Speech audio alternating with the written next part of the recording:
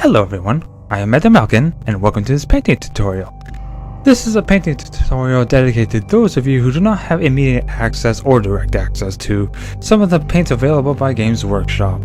If you are on a tight budget or means of getting to such Games Workshop places or buying them and having them transported to your place, then this might be help you by going to your simple art departments and being able to find some things at a lower cost. That's what this is mostly about, and hopefully this will be an interesting avenue for you to partake in. So what I have before me here is a Blood Crusher! This guitar is out of tune. These are the paint schemes that we'll be going with this model. As you can see, I have it coated in black. Adding on top of that, we will have gunmetal gray, sterling silver, antique gold, outrageous orange, because apparently it can't be outrageous enough. And then we have a variety of red colors, such as deep red and crimson, and you'll see how that will work well as we go along. So we're going to be painting our Blood Crusher as you see him on the packaging. So, I have my paint, I have my brushes, I have my water, I have my coffee, and I have my model, and everything is ready for this thing to be done. Now, the first thing you want to know before painting a Blood Crusher is that you want to keep them separate. Once you've assembled them, you don't want to actually have the blood letter glued to the Blood Crusher right away, because we're gonna have to work on them separately with the different color schemes. And this way, you can walk around like a crazy mongrel on the ground. Let's keep our attention on the Blood Crusher for this moment, and what we're going to be doing is painting every single thing about it red. The hind legs are going to be red, the skull's going to be red, the frame is going to be red, your mom's going to be painted red, everything's going to be painted red according to Khorne's will. After all, that's what they want, and that's what Khorne wants. So, we're going to be taking our deep red, and every single thing about it is going to be painted red because this is going to be the undercoat for everything else that we're going to be doing.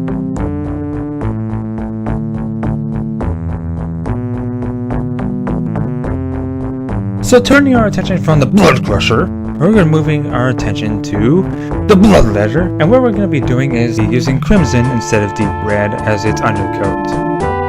Because as you can see on the packaging, it is going to be slightly brighter than the Blood Crusher itself, so this will help us differentiate them. Turning our attention back to the Blood Crusher, we're going to be changing all the trims and nice things into gunmetal. This will be a way of deciding which will be turned to gold, as you can see on the packaging.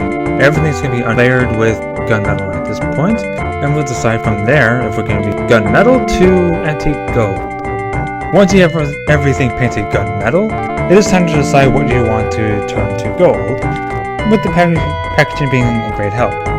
This is entirely up to you what you can do, but for what I'm going to be doing is I'm going to stick to the layers of gold on top of the gunmetal, and then put a little bit of silver splashes there.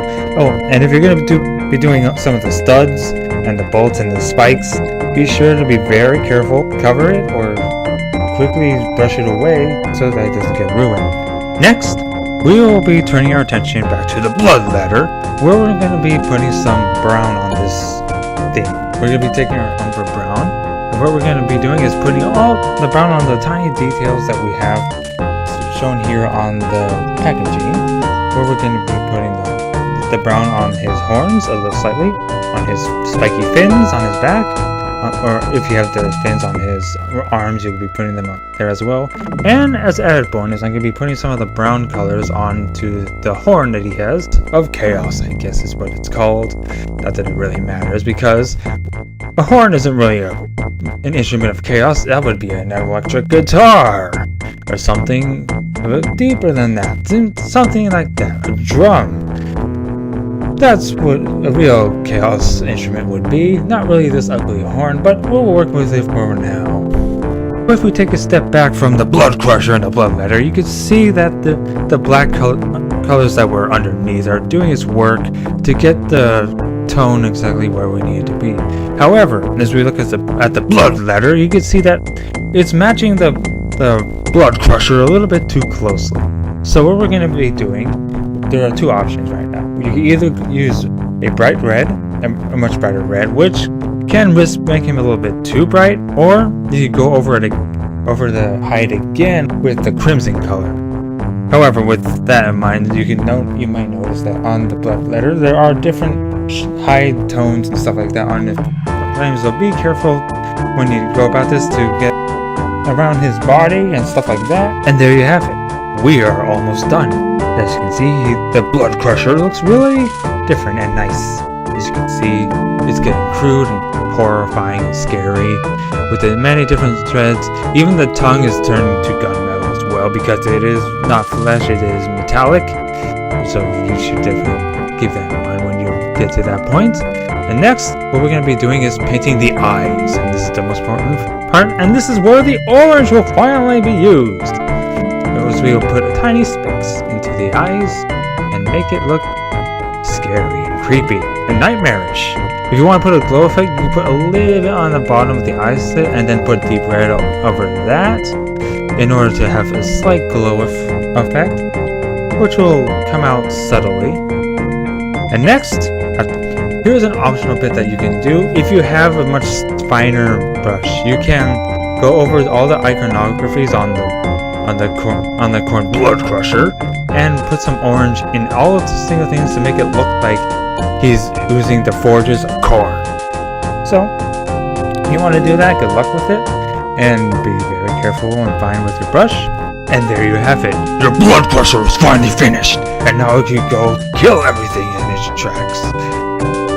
Unless it's by itself, because you still gotta paint 2 more, and then you won't be alone. You'll be happy. But your enemies won't be too happy when the Blood Crushers run them over in their heavy metal rock music and metal and destroy everything. But there you have it. That's what we have. We are finally done with this Blood Crusher.